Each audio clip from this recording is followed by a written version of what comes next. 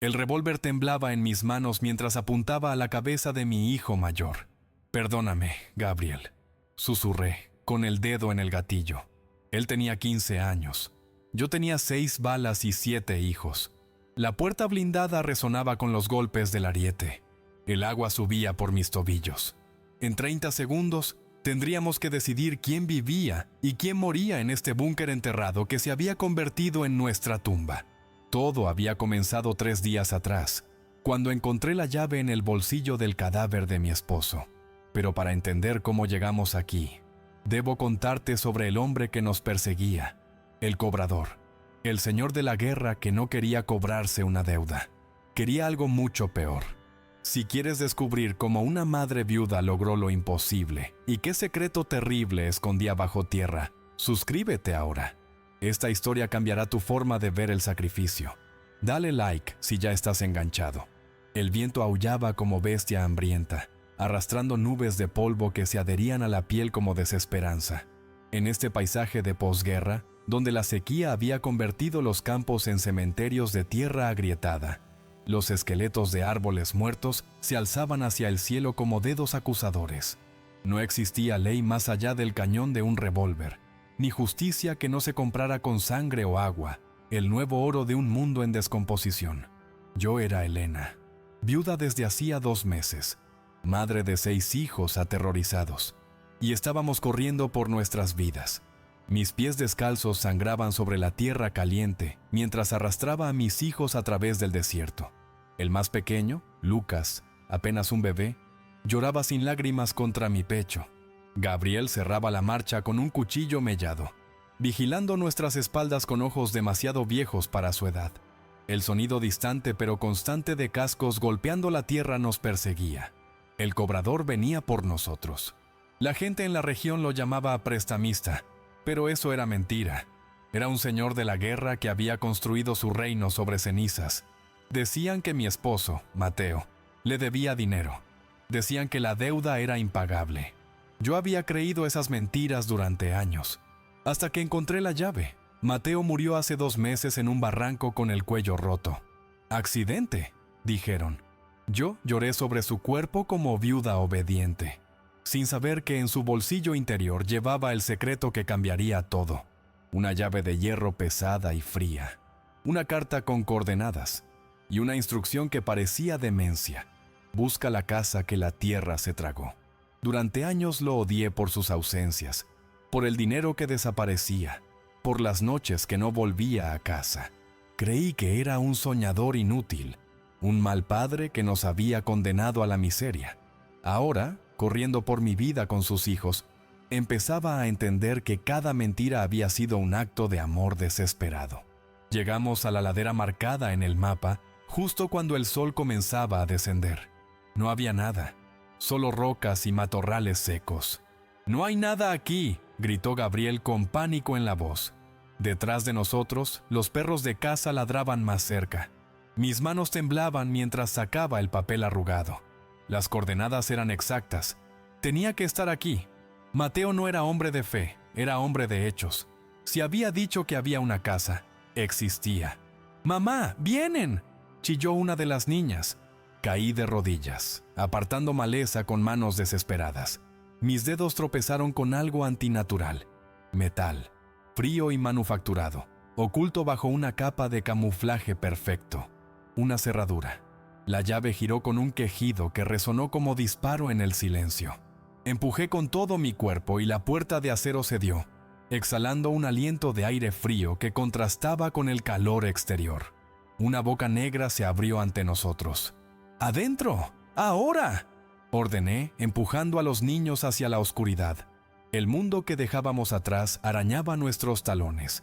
Mientras el último niño cruzaba el umbral, vi la silueta de los jinetes del cobrador recortándose contra el cielo. Cerré la puerta desde dentro con un golpe seco. El silencio que siguió era tan denso que zumbaba en los oídos. En esa oscuridad absoluta, encendí el primer fósforo. La llama reveló que no estábamos en una cueva, sino en un descansillo de concreto pulido.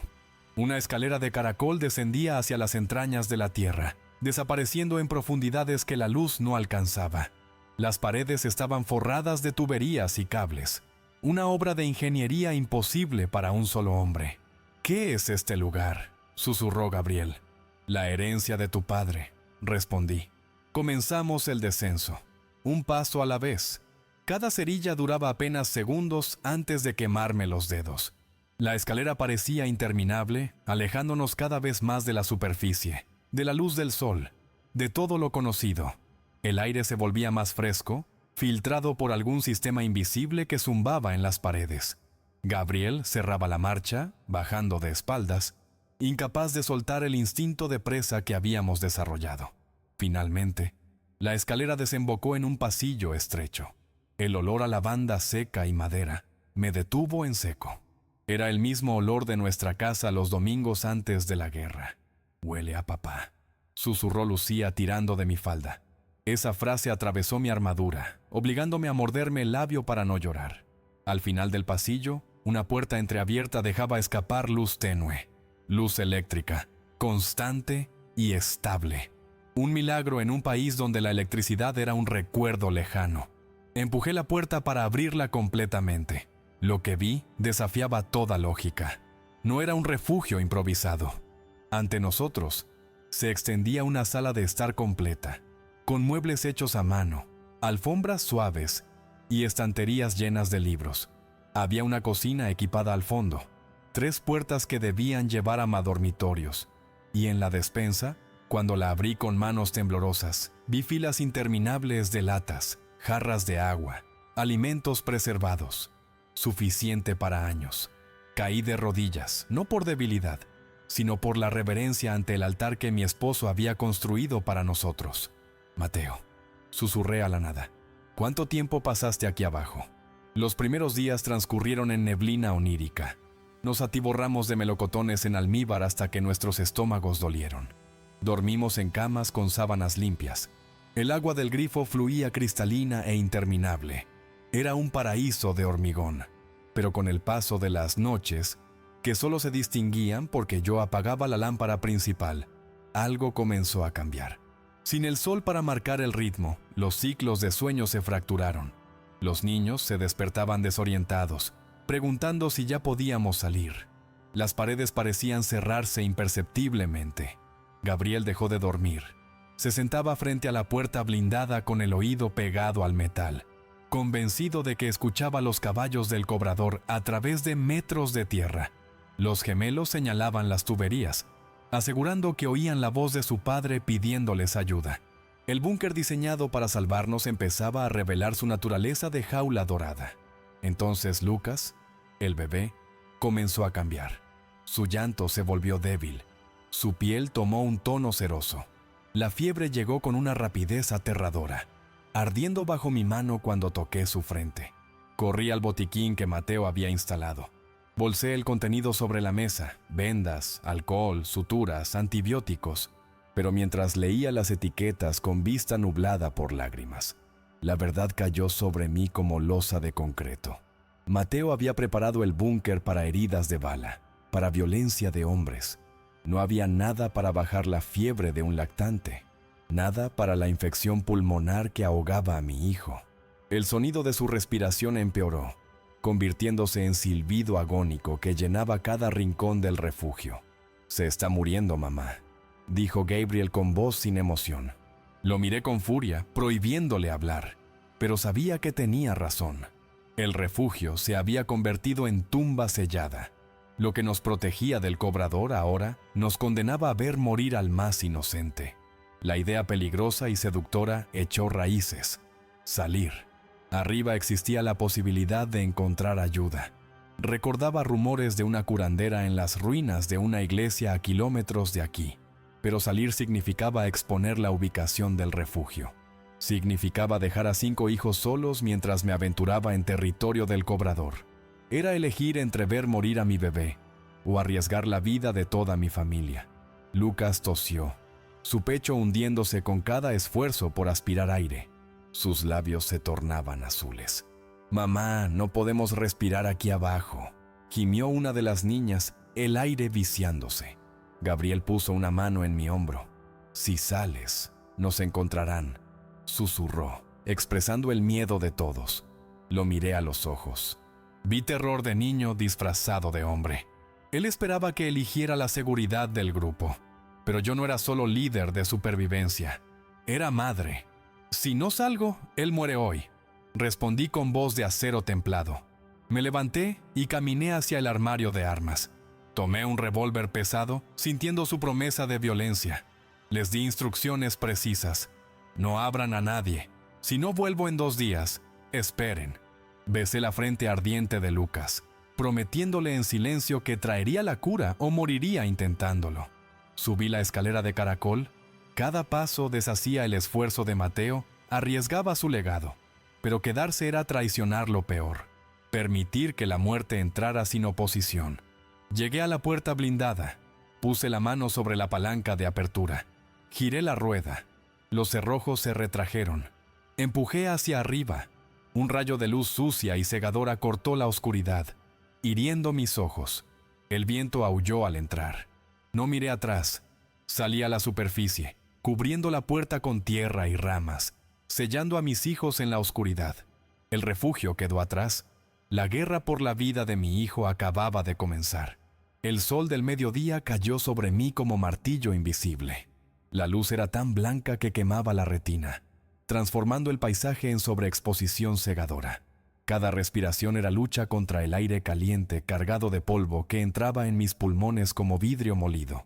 Avanzaba agachada, usando matorrales secos y rocas como escudos precarios, consciente de que mi silueta era mancha oscura en un lienzo pálido.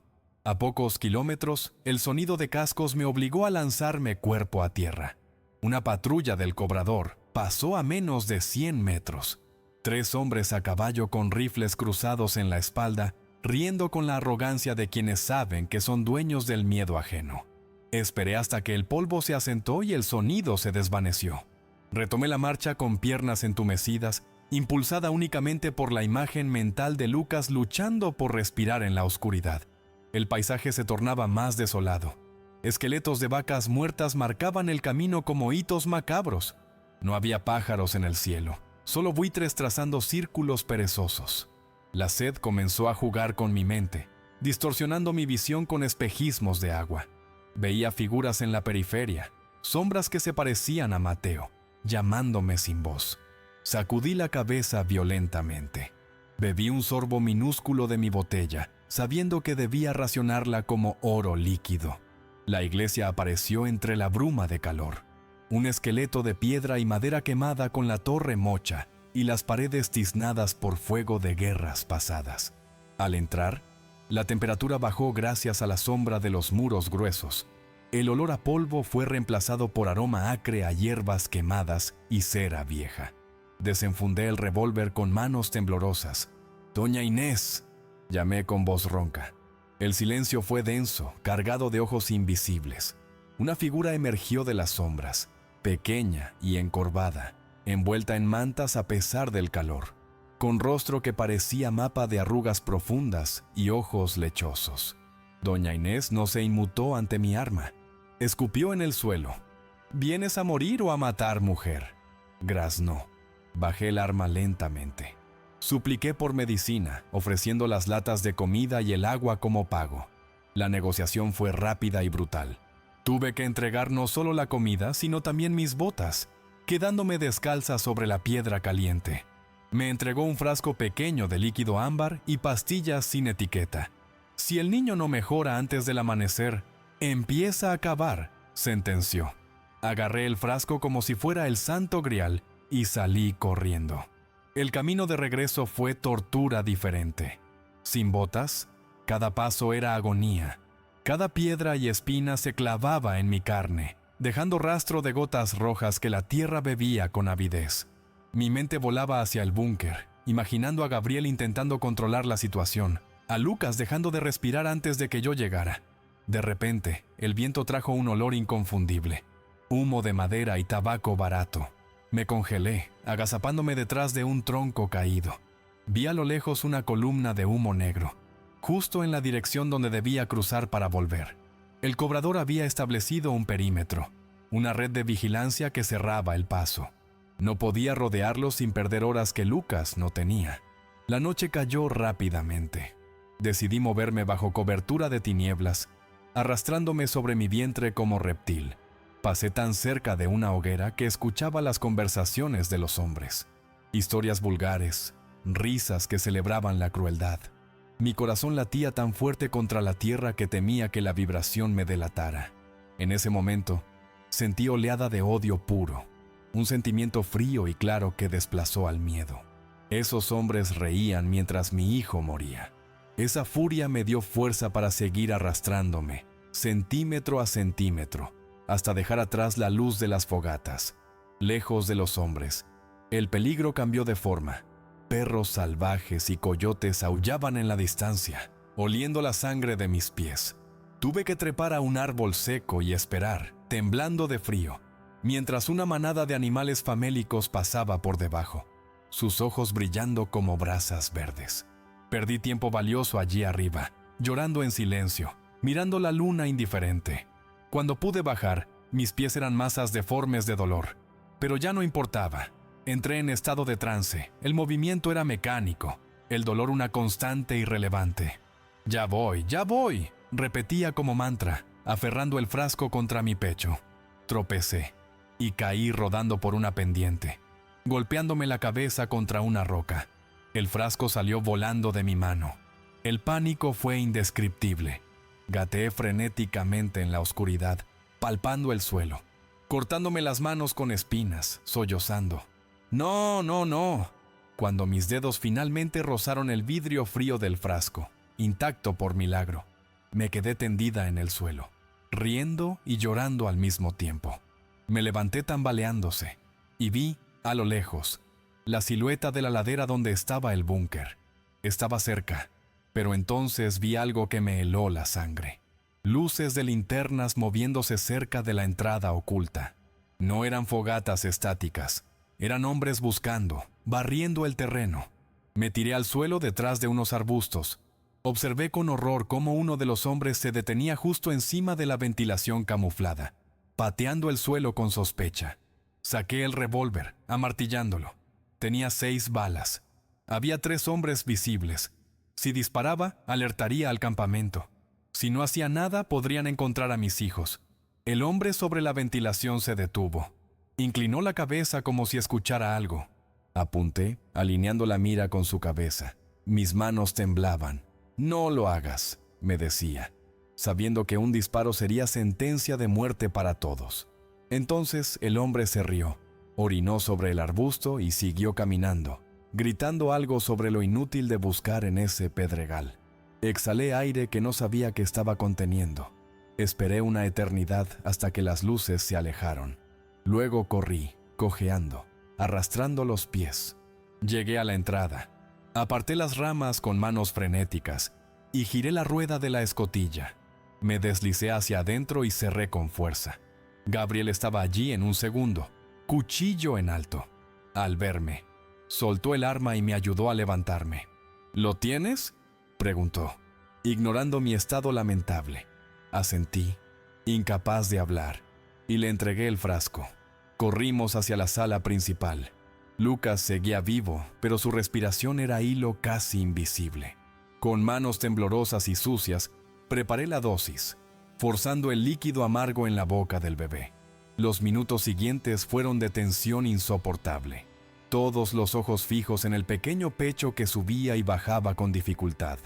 Nadie se movía, nadie hablaba. Y entonces, muy lentamente, el ritmo de la respiración cambió. Se volvió más profundo, menos ruidoso. El color azulado de los labios comenzó a desvanecerse. Lucas se movió. Hizo una mueca de disgusto y soltó un llanto débil pero claro. Fue el sonido más hermoso que había escuchado en mi vida. La familia entera se derrumbó en abrazo colectivo, llorando de alivio. Pero mientras abrazaba a mis hijos, no podía dejar de temblar. Había visto las linternas. Había visto lo cerca que estuvieron. El refugio ya no era seguro. Era trampa que se cerraba lentamente. Había salvado a Lucas, pero al hacerlo había confirmado mis peores miedos. No podíamos escondernos para siempre. Me miré los pies destrozados, las vendas improvisadas empapadas en sangre. Había traído la medicina, pero también había traído la certeza de la guerra. Me levanté con dificultad y caminé hacia el arsenal de Mateo. Abrí los cajones que había ignorado hasta ahora, mirando las armas, las trampas, los explosivos caseros. Mis manos recorrieron el metal frío de una escopeta recortada. Ya no sentía miedo, solo resolución fría y mortal. Si vuelven, susurré para mí misma, con voz que no reconocía. No encontrarán viudas y huérfanos. Encontrarán el infierno. Escuché un ruido sordo arriba, un golpe lejano. ¿Era el viento o habían vuelto? Gabriel entró, pálido. «Mamá», dijo. «Escuché algo en los ductos. No es el viento, son perros». La frase colgó en el aire, pesada y terrible. Los perros no solo ladraban, olfateaban, y si habían olido la ventilación o el rastro de sangre que dejé al entrar, entonces el juego había terminado. Apagué la luz y ordené silencio absoluto con un gesto. Nos acercamos a la zona de ventilación y escuchamos. Arriba, amortiguado por metros de tierra y concreto, se oía el rasguño frenético de garras contra el suelo y el jadeo ansioso de animales excitados. No se habían ido, habían encontrado algo, y detrás de los perros vendrían los hombres. La escalada de tensión había llegado a su punto máximo. Ya no había vuelta atrás, ni huidas nocturnas, ni medicinas milagrosas. La realidad golpeaba la puerta blindada con fuerza de ariete. Miré a mis hijos, armados con lo que pudieron encontrar. Palos, cuchillos, herramientas. Estaban aterrorizados, pero listos. Cargué la escopeta, el sonido metálico resonando como sentencia final. Pero entonces recordé algo. Mateo no habría construido esto sin una salida de emergencia. Corrí de vuelta al escritorio, volcando cajones, buscando desesperadamente. En el fondo del último cajón, bajo un doble fondo de madera, encontré un libro de contabilidad de cuero negro, sellado con correa de goma. No había título en la portada, solo una fecha grabada a fuego. 10 años atrás. Rompí la correa con un tirón. Las primeras páginas no eran números, era un diario. «Ellos saben lo que hay aquí abajo», rezaba la primera entrada. «El cobrador no quiere mi tierra por el pasto, la quiere por lo que corre debajo». Pasé las páginas frenéticamente. Mateo no había pedido préstamos por mala gestión. El dinero que supuestamente debía era ficción legal creada por el terrateniente para justificar la expropiación. El verdadero conflicto era geológico. El búnker no estaba situado al azar. Estaba construido directamente sobre el último acuífero virgen de la región. Un lago subterráneo inmenso que Mateo había descubierto hacía una década. Un mapa desplegable cayó del diario. Todo el valle estaba seco, marcado en rojo, excepto un punto brillante justo debajo de donde estábamos parados. Sentí que el suelo se movía bajo mis pies. Mi esposo no había estado construyendo un refugio para el fin del mundo. Había estado construyendo una fortaleza para proteger el agua. El cobrador sabía que quien controlara ese manantial controlaría la vida y la muerte de toda la provincia. La deuda era solo excusa para expulsarnos y perforar la tierra. Más adelante, las entradas se volvían más oscuras. «Si me pasa algo», escribió Mateo en una página manchada, «no será accidente. Me matarán para llegar a la llave de paso». La muerte misteriosa de mi esposo no había sido caída desafortunada. Había sido asesinato. Una ejecución fría para quitar al guardián del camino. La ira comenzó a reemplazar el miedo en mi pecho. Había pasado meses llorando, sintiéndome culpable, sintiéndose pequeña. Había creído que éramos víctimas de la economía. En realidad, éramos guardianes de un tesoro y víctimas de una guerra secreta. Miré a mis hijos, bebiendo agua del grifo sin saber que cada trago valía más que la vida de su padre. Esa agua pura era la razón por la que eran huérfanos. Entre las páginas finales, encontré los esquemas del sistema de defensa, pero no eran simples trampas. Mateo había diseñado el búnker como máquina de guerra hidráulica. Los planos mostraban tuberías de alta presión dirigidas hacia la superficie, capaces de disparar chorros de agua con fuerza suficiente para cortar carne o inundar túneles. Y había algo más, una válvula omega, un mecanismo final que devolvería el agua a la tierra para siempre, colapsando el acuífero si la captura era inminente. Mateo había preparado opción de tierra quemada. Si él no podía proteger el agua, nadie la tendría. Un ruido fuerte resonó desde el conducto de ventilación, como golpe de mazo contra metal. Habían roto la rejilla exterior. El tiempo de lectura había terminado. Cerré el diario y lo guardé contra mi pecho.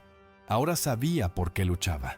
No era solo por mis hijos, era por la justicia, por la memoria de Mateo, por el control del elemento más vital de la existencia. Ya no era viuda huyendo de una deuda, era la guardiana del agua. Corrí hacia el panel de control, ahora mirando los interruptores con nuevos ojos. Gracias a los esquemas, las etiquetas crípticas cobraban sentido. Purga A no era limpieza de aire, era liberación de vapor hirviendo en el túnel de entrada. Sello B bloqueaba las compuertas internas. Gabriel se acercó, con ojos muy abiertos al ver la transformación en mi rostro. ¿Qué encontraste, mamá?, preguntó, viendo el libro asomando en mi ropa. La verdad, hijo, respondí, con voz que sonaba dura como las piedras del desierto. Tu padre no nos dejó deudas, nos dejó una guerra. Algo pesado cayó por el tubo de ventilación. Una granada de humo rodó por el suelo, siseando y escupiendo nube gris y acre, que comenzó a llenar el espacio. No estaban esperando a entrar. Intentaban forzarnos a salir como ratas. Grité a los niños que se pusieran las máscaras. Tiré de la primera palanca con toda mi fuerza. Un estruendo hidráulico sacudió las paredes. Arriba, en la superficie, se escuchó un grito humano de sorpresa y dolor. La defensa había comenzado, pero comprendí algo terrible. Si el cobrador sabía sobre el acuífero, no se detendría ante nada. No le importaba destruir la casa o matar a la familia. Solo quería acceso al agua. El búnker era fortaleza, pero también tumba potencial. Y con los hombres ya intentando gasearnos, no podíamos simplemente resistir. El humo se espesaba. Tosía dentro de mi máscara, ojos llorosos. Había una salida de emergencia marcada en el diario. Un túnel estrecho sin terminar que llevaba a una cueva natural a medio kilómetro de distancia.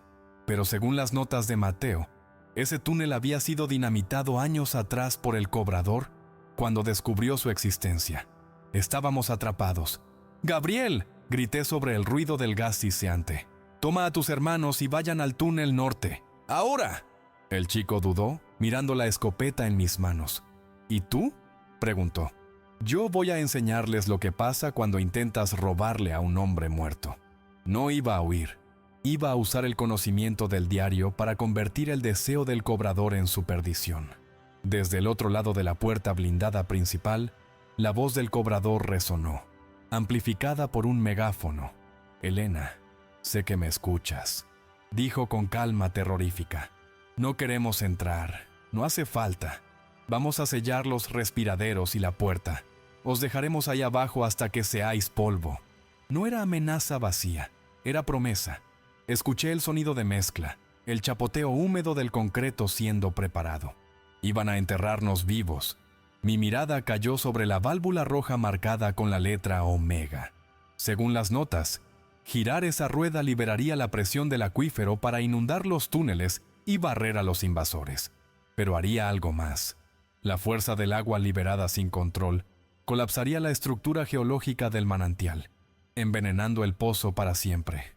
Y la liberación de presión desestabilizaría los cimientos del propio búnker. Era dilema imposible. Si activaba la válvula Omega, mataría a los hombres del cobrador, pero destruiría la única fuente de agua de la región, condenando a cientos a la muerte por sed. Y el colapso estructural podría aplastar a mis hijos en el túnel norte antes de que pudieran salir. Era apuesta suicida. La alternativa era rendición, abrir la puerta, entregar el agua, suplicar misericordia. Quizás el cobrador perdonaría a los niños para usarlos como esclavos. Sobrevivirían, pero encadenados. ¿Era la vida biológica más valiosa que la libertad? Mateo había muerto para evitar ese destino. El tiempo corría. El aire se volvía caliente y viciado. Miré la foto que había caído del diario. 2 hombres jóvenes sonreían abrazados frente a un pozo de agua. Mateo y el cobrador. Eran amigos, socios. La traición tenía rostro y historia. El odio se cristalizó en diamante de pura voluntad. Una nueva tos violenta vino del túnel norte a través del intercomunicador. «Mamá, no podemos respirar», gimió una de las niñas. Esa frase rompió el dique de mi indecisión. No podía quedarme viendo cómo la vida se escapaba de los pulmones de mis hijos sin luchar. Si tenía que destruir el mundo para salvarlos, lo haría. La decisión reveló mi verdadero carácter: feroz, implacable. Pero para que el plan funcionara, no podía simplemente volar el lugar. Tenía que atraerlos adentro. Si inundaba el túnel con la puerta cerrada, el agua rebotaría y aplastaría el búnker. Tenía que abrir la puerta principal, invitar al cobrador a entrar en su trampa y detonar la presión cuando estuvieran en el umbral. Eso significaba exponerme físicamente a ellos. Ser el cebo vivo. Significaba que yo probablemente no sobreviviría, pero mis hijos, ubicados en el túnel norte más elevado, tendrían oportunidad de ser expulsados hacia la superficie por la presión del geyser resultante. Agarré el micrófono del intercomunicador. «Gabriel, escuchadme bien», dije con voz que no admitía pánico. «Voy a abrir la puerta principal. Va a haber un estruendo terrible y mucha agua. Cuando sintáis que la tierra tiembla, quiero que os agarréis unos a otros y no os soltéis. El agua os empujará hacia arriba. No luchéis contra la corriente, ¿me entiendes?» Hubo silencio. Luego un «sí, mamá», tembloroso. Cerré los ojos un segundo, visualizando sus rostros por última vez. Me acerqué a la puerta blindada y comencé a girar la gran rueda de apertura manual. El metal chirrió. El sonido de las palas afuera se detuvo de golpe. Los hombres sabían que me estaba rindiendo. «Eso es, viuda», gritó el cobrador, su voz llena de burla. «Sé una buena chica y abre». Mordí mis labios hasta sangrar, conteniendo el grito de furia. Les haría creer que habían ganado hasta el último segundo. Cuando los cerrojos cedieron, la puerta se entreabrió unos centímetros. Retrocedí rápidamente hacia el panel de control, dejando el camino libre. Vi las primeras linternas cortando la oscuridad del túnel de entrada. Vi las botas de los hombres avanzando con cautela. Vi el cañón de los rifles. Eran 6, 7, tal vez más. El cobrador entró el último, caminando con arrogancia de propietario inspeccionando nueva adquisición, sin saber que estaba entrando en la boca de un cañón hidráulico. Puse mi mano sobre la válvula Omega. No era interruptor elegante. Era llave de paso industrial, oxidada y dura. Necesitaría ambas manos y todo el peso de mi cuerpo para girarla. Los hombres entraron en la sala principal, sus ojos recorriendo con codicia los muebles, la comida, el lujo imposible. El cobrador me miró, sonriendo, y apuntó su pistola a mi pecho. «Ves, Elena, no fue tan difícil. Ahora, ¿dónde están los cachorros?» La mención de mis hijos fue el catalizador final. «Están donde tú nunca podrás tocarlos», respondí, y con un grito que salió de lo más profundo de mi ser, me colgué de la válvula y tiré con toda mi fuerza. El metal cedió. Un silbido agudo comenzó a sonar, subiendo de tono rápidamente hasta convertirse en rugido ensordecedor. El suelo se sacudió violentamente, lanzando a los hombres al suelo. Las tuberías en las paredes comenzaron a vibrar, hinchándose como venas a punto de estallar. El cobrador miró alrededor, su sonrisa borrándose, reemplazada por terror puro al comprender el sonido. Era el sonido de millones de litros de agua buscando salida a presión extrema. «¿Qué has hecho, loca?», gritó, intentando levantarse, pero el temblor era demasiado fuerte.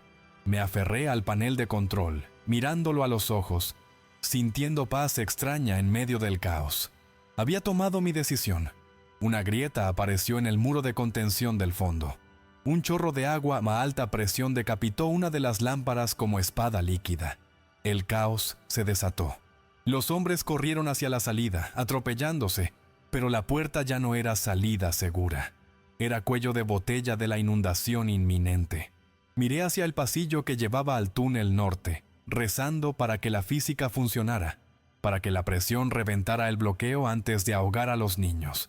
Era acto de fe final de una madre. El agua irrumpió con fuerza de tren de carga, derribando la pared trasera en explosión de barro y espuma. Fui arrancada del panel de control y lanzada contra la estantería. El golpe me robó el aliento. Vi al cobrador siendo arrastrado por la corriente, gritando, sus manos arañando inútilmente el suelo que tanto había codiciado. Todo se volvió torbellino de agua oscura y ruido. Luché por mantenerme a flote, agarrándome a un colchón que flotaba en la marea creciente.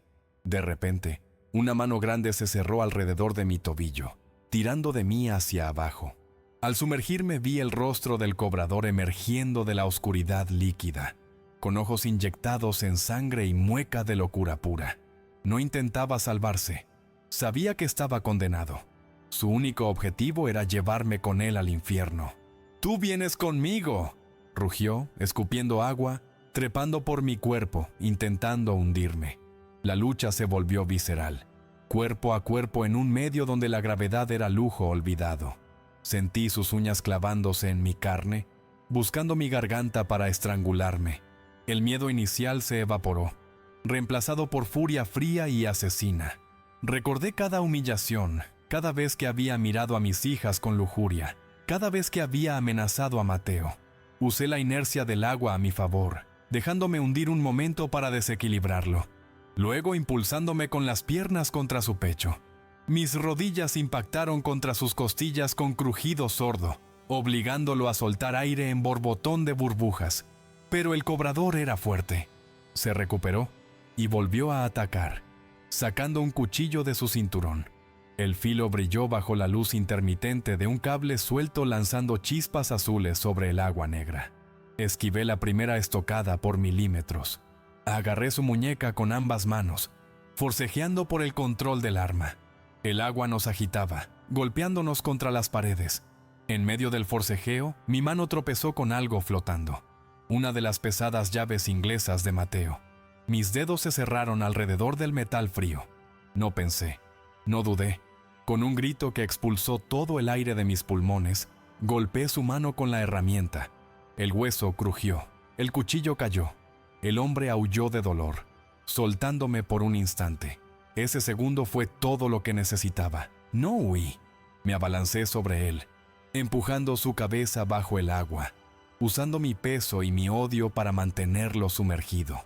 Esto es por Mateo, pensé, sintiendo cómo su cuerpo se sacudía violentamente bajo mis manos, luchando por respirar.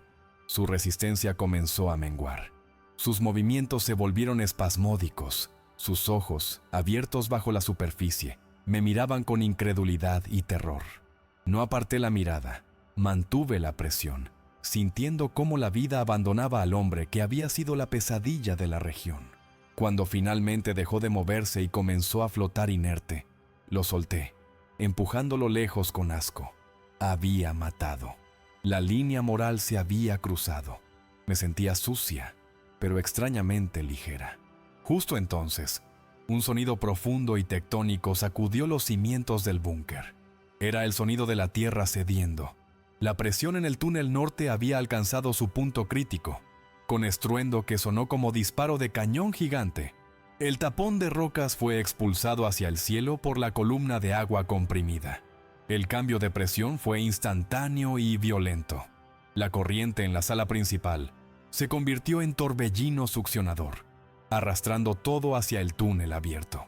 Me agarré desesperadamente a la tubería del techo, resistiendo el tirón que amenazaba con dislocarme los hombros. Vi pasar los cuerpos de los otros hombres, girando y golpeándose contra las paredes mientras eran absorbidos. Necesitaba saber si mis hijos habían salido. Tenía que confiar en la física, en que sus cuerpos pequeños habían sido empujados hacia arriba por la primera ola del geyser. Pero ahora, yo tenía que seguirles. Soltarme significaba ser lanzada a través de un tubo de hormigón lleno de escombros a velocidad mortal. Quedarme significaba ahogarme cuando el búnker terminara de llenarse. El nivel del agua subió hasta tocar el techo. Quedaban apenas centímetros de aire. Tomé la bocanada de aire más grande de mi vida, llenando mis pulmones hasta que dolieron, y solté la tubería. La corriente me agarró al instante, acelerándome de 0 a 100 en un latido. Fue como ser tragada por bestia. La oscuridad fue absoluta. Sentí golpes en brazos, piernas, espalda, mientras era arrastrada por el corredor estrecho hacia la salida norte. No sabía arriba ni abajo, solo velocidad y dolor. Mis pulmones ardían, pidiendo oxígeno a gritos. Puntos negros empezaron a bailar en mi visión interna. Estaba a punto de desmayarme, a punto de rendirme a la paz dulce de la asfixia. Entonces sentí cambio en la textura del agua. Se volvió espumosa, más ligera. De repente, la presión desapareció. Fui expulsada de la tierra hacia el aire de la noche, rodeada por una columna de agua y lodo que se elevaba 10 metros sobre el suelo. Salí disparada como muñeca rota, volando por el aire fresco. Caí pesadamente sobre un montículo de barro blando a metros de la abertura. El impacto me sacó el poco aire que quedaba, dejándome tendida de espaldas, tosiendo agua y bilis, mirando el cielo estrellado que giraba sobre mi cabeza. El sonido del geyser rugía a mi lado, una fuente monumental de agua subterránea que brotaba de la tierra herida, brillando bajo la luz de la luna. Intenté levantarme, pero mi cuerpo no respondía. Estaba magullada, sangrando, exhausta más allá de lo humano. Giré la cabeza lentamente, buscando desesperadamente en la oscuridad. ¿Gabriel? ¿Lucas? Graznó mi voz, apenas audible sobre el estruendo del agua. A unos metros, entre los matorrales empapados, vi movimiento. Una figura pequeña se levantó tambaleándose. Era Gabriel. Estaba cubierto de barro de pies a cabeza, pero estaba de pie, y detrás de él, otras figuras más pequeñas se movían. Sentí que el corazón me estallaba en el pecho, esta vez no de dolor, sino de alivio tan intenso que dolía. Estaban vivos. El agua los había escupido antes que los escombros pesados. La física de Mateo había funcionado. Me arrastré hacia ellos, clavando los dedos en el barro. Los niños corrieron hacia mí, llorando, gritando, ¡Mamá, mamá!, y se derrumbaron sobre mí en abrazo colectivo. Los abracé con fuerza feroz, comprobando extremidades, besando caras sucias. Estaban todos, maltrechos, asustados, pero enteros. Desde mi posición en el suelo, miré hacia la entrada principal del búnker, a medio kilómetro de distancia. La tierra sobre la estructura comenzó a hundirse. Sin la presión del agua y con los daños estructurales, el techo del refugio colapsó hacia adentro con sonido sordo y terrible, creando un cráter que se tragó los últimos vestigios. El búnker había desaparecido. La tumba se había cerrado. El cobrador y sus hombres, junto con los muebles, los libros y los recuerdos de Mateo, quedaron sepultados para siempre bajo toneladas de roca y olvido. El geyser comenzó a perder fuerza poco a poco, convirtiéndose en arroyo constante que fluía ladera abajo, creando un río nuevo en el paisaje seco. El agua, ahora libre, corría plateada y pura, lavando la sangre y el polvo. Me di cuenta de que no habíamos destruido el acuífero completamente. Lo habíamos liberado. El secreto de Mateo ya no estaba oculto. Ahora era vida fluyendo por la superficie, imposible de poseer por un solo hombre. Me senté en el barro, con Lucas apretado contra mi pecho. El bebé dormía, agotado, ajeno a que su madre acababa de matar a un tirano y destruir su hogar para salvarlo. Miré mis manos, llenas de barro y sangre seca, temblando incontrolablemente. Ya no eran manos de viuda asustada, eran manos de sobreviviente, de asesina, de matriarca. El silencio volvió al desierto, roto solo por el murmullo del agua nueva y los sollozos calmados de los niños. Los perros de casa, confundidos y sin dueños, aullaban a la distancia y huían hacia la noche. La amenaza había terminado. No había nadie más a quien temer. El hombre más poderoso de la región estaba enterrado bajo mis pies. Me puse de pie con dificultad, ayudada por Gabriel. Me dolía cada músculo, cada hueso, pero me sentía más sólida que nunca. Miré alrededor, al paisaje devastado que ahora tenía cicatriz de agua viva cruzándolo. Ya no teníamos casa, ya no teníamos comida almacenada, no teníamos nada más que la ropa puesta y la voluntad de hierro que había descubierto en mi interior. ¿A dónde vamos ahora, mamá?, preguntó Gabriel, mirando el cráter donde antes estaba nuestro refugio. Miré el horizonte, donde las primeras luces del amanecer empezaban a teñir el cielo de violeta. No miré atrás, miré hacia adelante. Seguimos el agua, dije, mi voz firme y clara. Donde va el agua, va la vida, y esta agua es nuestra. Comencé a caminar, cojeando pero erguida, guiando a mi manada lejos de la muerte, siguiendo el curso del río que nosotros mismos habíamos creado. El amanecer llegó con lentitud reverente, tiñendo el cielo de rosa pálido y oro viejo que contrastaba con el barro oscuro que cubría la ladera. La luz del sol acariciaba nuestros rostros sucios con calidez que prometía perdón. Observé cómo el primer rayo iluminaba el nuevo arroyo que serpenteaba colina abajo, un hilo de plata líquida que brillaba como joya en medio del polvo gris. El sonido del agua corriendo libremente sobre las piedras era música hipnótica, un canto de victoria que borraba el recuerdo de los ladridos y los gritos. No había rastro de los cuerpos. La tierra los había tragado, dejando en la superficie solo a los sobrevivientes y al milagro que habíamos desenterrado. Intenté ponerme de pie, pero mis piernas se negaron a sostenerme, obligándome a permanecer sentada en la tierra húmeda. Sentía cada centímetro de mi cuerpo magullado, un mapa de dolor que trazaba la historia de la noche anterior. Pero ese dolor era prueba irrefutable de que seguía viva, de que no era fantasma atrapado en el búnker. Miré mis manos, todavía manchadas de barro y sangre seca, y las cerré en puños. Había entrado en esa cueva como viuda desesperada buscando protección. Había salido como fuerza de la naturaleza capaz de matar para defender a los suyos. La transformación era irreversible. Gabriel se sentó junto a mí sin decir palabra. Ya no tenía el cuchillo en la mano. Lo había perdido en el túnel o lo había tirado. Innecesario ahora. En ese gesto silencioso, comprendí que la dinámica entre nosotros había cambiado para siempre. Ya no era el niño que necesitaba ser protegido, sino compañero de batalla que había visto el horror a los ojos y no había parpadeado. Me pasó una botella de agua que había logrado salvar en su mochila. Bebimos por turnos, compartiendo el líquido sin urgencia del miedo, saboreando el gusto metálico de la supervivencia. Le acaricié el pelo, quitándole un trozo de barro seco. Vi en sus ojos calma antigua, la mirada de alguien que ha aceptado que el mundo es cruel, pero sabe que puede soportarlo.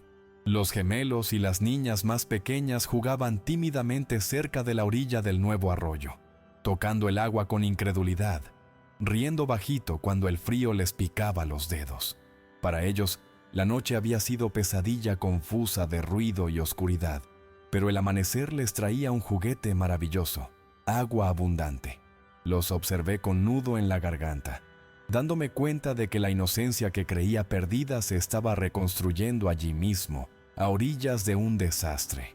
Habían perdido las camas suaves, los libros, la comida enlatada, pero habían ganado algo más valioso, la libertad de estar bajo el cielo sin miedo. El búnker había sido regalo de amor, sí, pero también había sido jaula dorada, un útero de concreto que nos mantenía en suspensión fetal, lejos de la realidad. Al destruirlo, los había obligado a nacer de nuevo en el mundo real, vulnerables pero libres. Dirigí mi mirada hacia el cráter donde antes estaba la entrada oculta, ahora un agujero irregular lleno de lodo que parecía cicatriz abierta en la piel del monte. Pensé en todas las cosas que se habían quedado abajo, las cartas de Mateo, las fotos, la ropa limpia, la seguridad garantizada. Una parte de mí lloraba la pérdida de ese santuario, sintiendo el vértigo de volver a la indigencia absoluta. Pero otra parte, más profunda y sabia, entendía que el refugio ya había cumplido su propósito. No estaba destinado a ser hogar eterno, sino puente para cruzar el abismo entre la muerte segura y la oportunidad de luchar. Mateo no nos había dejado casa para escondernos. Nos había dejado posición estratégica para ganar la guerra. Y habíamos ganado. El precio había sido alto, la destrucción total del legado material, pero el legado espiritual, la vida misma, estaba intacta y respirando bajo el sol de la mañana. Lucas se removió en mi regazo, despertando con bostezo rosado y saludable, que disipó los últimos fantasmas de la fiebre. Su piel estaba fresca al tacto, sus ojos claros y brillantes. Lo levanté en el aire, besando su vientre suave, sintiendo oleada de gratitud tan intensa que me mareó. Él era la razón de todo. Por él había salido al desierto. Por él había enfrentado a los perros. Por él había inundado el mundo. Su supervivencia era la única validación que necesitaba para mis acciones extremas. Lucas rió, ajeno al costo de su risa, y ese sonido fue el bálsamo final para mi alma herida. Sin el peso del cobrador sobre la región, el aire parecía más ligero, más fácil de respirar. Sabía que la noticia de su muerte correría como pólvora por los pueblos cercanos, cambiando el equilibrio de poder en cuestión de días. Los hombres que le servían se dispersarían o lucharían entre ellos por las migajas de su imperio, pero ninguno tendría la audacia para perseguir a una viuda que había demostrado ser capaz de derribar una montaña. Por primera vez en años, no sentía la necesidad de mirar por encima del hombro. La anarquía seguía existiendo. El hambre seguía siendo real, pero el depredador alfa había sido eliminado. Había creado un vacío de poder y en el proceso me había ganado respeto temeroso que me protegería mejor que cualquier muro de hormigón. Ya no era la presa, era la mujer que había traído el agua y la muerte. La visión del agua fluyendo valle abajo me trajo nueva comprensión sobre el sacrificio de Mateo. Él había querido guardar el agua para nosotros, protegerla como dragón guarda su oro, creyendo que el aislamiento era la única forma de amar. Yo, en mi desesperación, había hecho lo contrario. La había soltado. Ahora, ese arroyo bajaría hasta las tierras secas de los vecinos, llenaría los pozos vacíos, daría de beber al ganado moribundo. Sin quererlo, al salvar a mi familia, había salvado a la comunidad que nos había ignorado. La herencia de Mateo no era exclusiva, se había convertido en bien común. Decidí que esa era mejor manera de honrarlo, no como el hombre que se escondió, sino como el origen del renacimiento. Me levanté con esfuerzo, sacudiéndome el barro seco de la falda. «Vamos», dije a mis hijos, mi voz ronca pero firme. «¿A dónde, mamá?», preguntó una de las niñas, mirando con miedo el horizonte vacío. «A donde nos lleven los pies», respondí, pero no con resignación, sino con determinación. No íbamos a volver a nuestra antigua choza, ni íbamos a quedarnos aquí llorando sobre las ruinas. Íbamos a seguir el curso del agua. Donde hubiera agua, habría vida, habría gente, habría futuro. Ya no éramos fugitivos huyendo de una deuda. Éramos pioneros buscando nuevo comienzo, armados con la certeza de que habíamos sobrevivido a lo peor que el mundo podía arrojarnos. Empezamos a caminar siguiendo la orilla del nuevo río, una procesión lenta de figuras sucias y andrajosas que, sin embargo, caminaban con dignidad de reyes exiliados. Iba a la cabeza, con Lucas atado a mi pecho con un trozo de tela rasgada, marcando el paso. Cada paso me alejaba más de la viuda que fui y me acercaba más a la leyenda en la que me convertiría. No llevábamos nada en las manos, pero llevábamos todo lo que importaba en la sangre. La experiencia del búnker se convertiría en historia que contarían alrededor de fogatas futuras. Un mito familiar sobre la casa mágica bajo la tierra y el padre que los amó tanto que construyó un palacio para salvarlos. Pero la historia terminaría siempre con la madre que destruyó el palacio para darles la libertad. Mientras caminábamos, sentí presencia ligera a mi lado, una sensación de compañía que no era física. No miré, pero supe que Mateo estaba allí, caminando con nosotros. Ya no sentía rabia hacia él por el secreto, ni dolor por su ausencia. Sentía paz profunda, una reconciliación final. Él había hecho su parte, había preparado el escenario, había puesto las armas en su lugar, y yo había ejecutado la obra. Éramos un equipo a través de la barrera de la muerte. Lo hicimos, viejo, susurré al viento.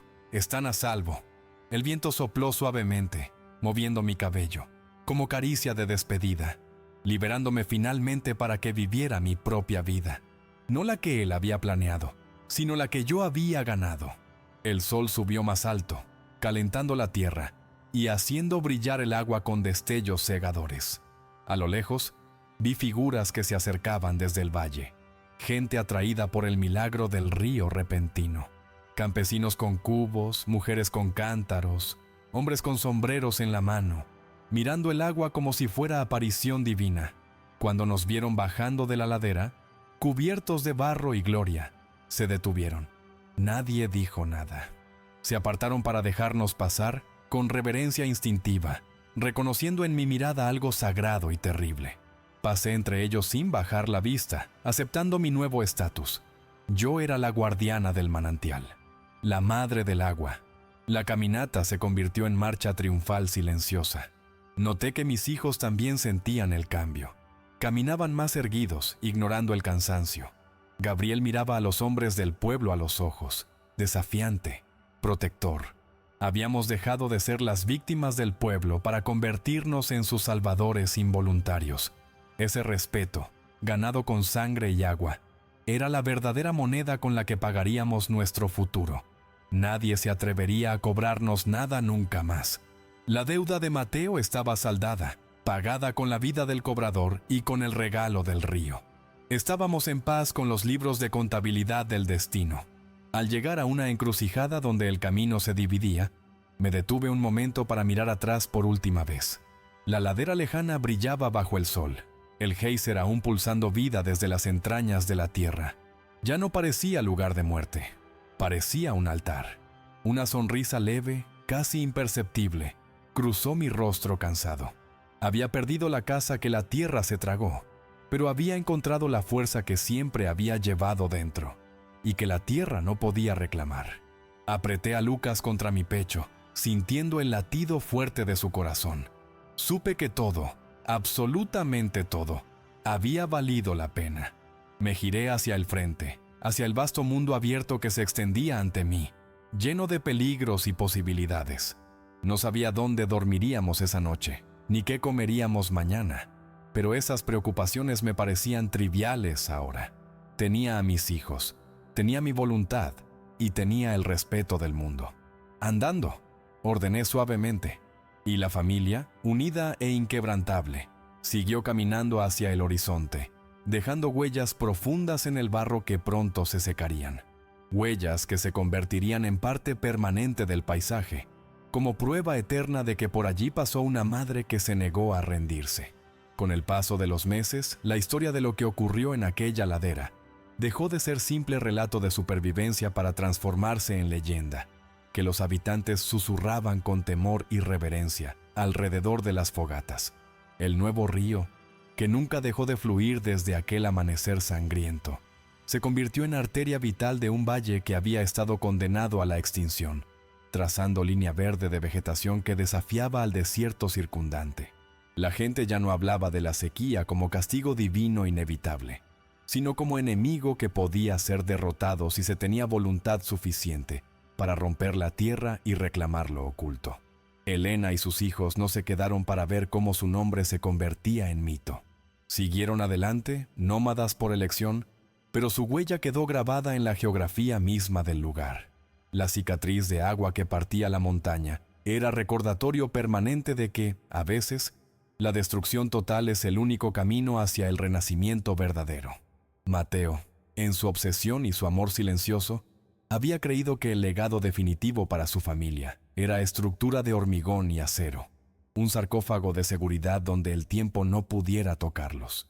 Sin embargo, su verdadero regalo no fue el refugio que construyó con sus manos, sino la situación límite que diseñó involuntariamente, la cual obligó a su esposa a descubrir fuerza que ni ella misma sabía que poseía. Él no les dejó vida fácil. Les dejó la herramienta para forjar su propia vida a través del fuego y el agua. La casa que la tierra se tragó no era el destino final, sino el crisol necesario para quemar la debilidad y el miedo, dejando solo el acero templado del carácter. Al final, las paredes se derrumbaron y las despensas se perdieron, pero lo que sobrevivió fue mucho más duradero que cualquier edificio. La certeza absoluta de que no existe fuerza en este mundo capaz de doblegar a una madre acorralada. La inocencia de los niños se perdió en aquella cueva, lavada por la inundación y enterrada bajo el barro, pero fue reemplazada por sabiduría prematura que valía su peso en oro en un mundo roto. Gabriel y sus hermanos ya no miraban el horizonte con ansiedad de presas, sino con evaluación calculadora de supervivientes que saben que el peligro es real, pero vencible. Aprendieron que la seguridad no es lugar físico con puertas cerradas y cerrojos, sino convicción interna una disposición a actuar cuando el mundo se paraliza. Sus ojos, antes llenos de lágrimas fáciles, ahora reflejaban la calma de quien ha visto lo peor y ha salido caminando por su propio pie. Esa madurez forzada era armadura invisible que llevarían por el resto de sus días, protegiéndolos mejor que cualquier muro que su padre hubiera podido levantar. La figura del cobrador, el hombre que había dominado la región con puño de hierro del miedo y la sed, se desvaneció con rapidez patética, convirtiéndose en advertencia moral sobre la fragilidad del poder tiránico. Su cuerpo, sepultado en algún lugar bajo toneladas de lodo y ambición, servía ahora de abono para las nuevas flores silvestres que brotaban a orillas del arroyo. Toda su riqueza, sus tierras robadas y sus hombres armados no pudieron salvarlo de la furia elemental de una mujer que defendía su sangre. Su final demostró que la avaricia es peso muerto que te arrastra al fondo cuando la corriente cambia, y que aquellos que construyen tronos sobre el sufrimiento ajeno suelen terminar ahogados en su propia soberbia. La justicia, en esa tierra sin ley, no vino de un tribunal humano, sino de la mano de la naturaleza ejecutada por voluntad materna. Helena comprendió, mientras caminaba hacia un futuro incierto, que la verdadera prisión nunca fue el búnker subterráneo, sino la creencia limitante de que ella era débil y dependiente. Durante años se había visto a sí misma a través de la lente de la carencia, definiéndose por lo que no tenía: marido, dinero, poder. La experiencia traumática bajo tierra rompió ese espejo distorsionado, revelándole su verdadera imagen: una arquitecta de destinos, capaz de decidir quién vive y quién muere, capaz de alterar el curso de los ríos y de la historia. El dolor de las pérdidas pasadas no desapareció, pero dejó de ser carga paralizante para convertirse en combustible de su motor interno. Ya no era la viuda de Mateo, era la madre del agua, una entidad completa y autónoma que no necesitaba pedir permiso para existir. El agua que emanaba del acuífero liberado tenía significado que trascendía la simple hidratación. Era símbolo de la verdad que no puede ser contenida para siempre. Así como el agua buscó su salida a través de la roca y el concreto, la verdad sobre la fortaleza de esa familia rompió las barreras del silencio y la resignación. En un mundo que intentaba constantemente enterrar la esperanza bajo capas de cinismo y violencia, el acto de Helena fue erupción de dignidad pura. Nos recordó a todos que, incluso en la oscuridad más profunda, bajo la presión más aplastante, existe un potencial latente, esperando el momento justo para estallar y cambiar el paisaje. La tierra puede intentar tragarse la luz, pero tarde o temprano, si la raíz es fuerte, la vida encuentra la manera de salir a la superficie, violenta y anhermosa. A menudo pensamos en la herencia como objetos materiales, tierras o apellidos, cosas que se pueden tocar y contar en un inventario. Pero esta historia nos enseña que la única herencia que realmente importa es la que se lleva en la sangre y en el espíritu: la resiliencia. Mateo no pudo dejarles mundo seguro, porque tal cosa no existía, pero les dejó la oportunidad de descubrir que la seguridad reside en la unión inquebrantable de la manada. Cuando todo lo demás falla, cuando las estructuras colapsan y las leyes se olvidan, lo único que queda de pie es el vínculo humano, esa cuerda invisible y poderosa que ató a Helena a sus hijos y los sacó del abismo.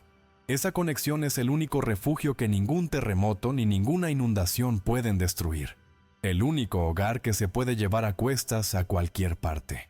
El búnker aparece en la memoria no como error, sino como crisálida necesaria. Un lugar oscuro y apretado donde la familia tuvo que disolverse para poder reconfigurarse en algo nuevo. A veces, la vida nos encierra en situaciones que parecen tumbas, momentos de oscuridad absoluta donde sentimos que el aire se acaba y que no hay salida. Pero es precisamente en esa oscuridad, bajo esa presión insoportable, donde se gestan las transformaciones más profundas. Helena entró siendo mujer asustada y salió siendo guerrera. Sus hijos entraron siendo niños frágiles y salieron siendo supervivientes. No debemos temer a la oscuridad del encierro, sino abrazarla como preludio necesario para nuestro propio renacimiento explosivo hacia la luz. El desierto, que antes era escenario mudo de desesperación, ahora tiene voz. El sonido del agua corriendo cuenta la historia de Elena a quien quiera escuchar. Una canción eterna sobre el sacrificio y la redención. Nos recuerda que incluso la tierra más estéril esconde tesoros si sabemos dónde cavar. Y que incluso la situación más desesperada esconde una salida si tenemos el coraje de girar la válvula correcta. La naturaleza no es cruel ni amable. Es simplemente un espejo que refleja nuestra propia voluntad. Si nos rendimos, nos consume. Si luchamos, nos entrega sus recursos más preciados. Elena eligió luchar, y el desierto en respuesta floreció a sus pies, inclinándose ante la majestad de su determinación humana. Al final, cuando el polvo se asentó y el tiempo borró las huellas de la batalla, quedó una verdad simple y resonante, flotando en el aire limpio de la mañana. No somos lo que poseemos, ni siquiera somos lo que perdemos. Somos lo que estamos dispuestos a hacer por aquellos que amamos, cuando todo está en contra. La casa enterrada desapareció, tragada por la misma tierra que la ocultó, pero en su lugar quedó algo indestructible. Elena miró el horizonte infinito, con sus hijos a su lado, y supo que no necesitaban paredes para estar a salvo. La verdadera fortaleza no estaba en la piedra, sino en la sangre. Y mientras caminaban hacia el sol, su silueta recortada contra el cielo dejó un mensaje final para el mundo. La verdadera casa no es la que se construye con ladrillos, sino la que se defiende con el alma, fina,